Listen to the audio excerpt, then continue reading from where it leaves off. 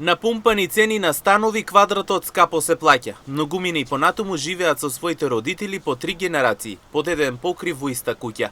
Повозрасните во Штип категорично велат цените се оган скапи. И додека од една страна тие помагаат на своите деца, сепак од друга страна, како што додаваат, реалноста е дека не е доволно. Без да се задужат во банка, невозможно е младите да се одвојат и да почнат свој живот. Многу, ама што да правиме, колку има толку ќе троши. Купуваат и за некој по 3 купуваат. Имат пари, некој викат немаме пари, а гледај коли врз коли.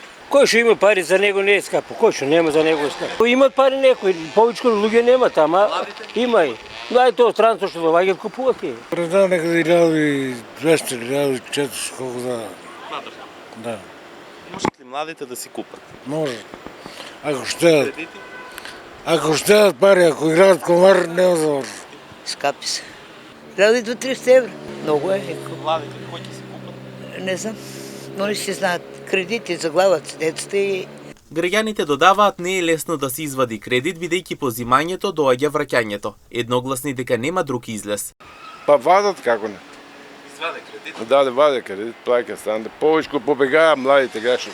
По страната, таму купуваат куќи, станови, воно. И кредити взимат, и други работи имат, се имат они. За колку години би го исплатил еден кредит?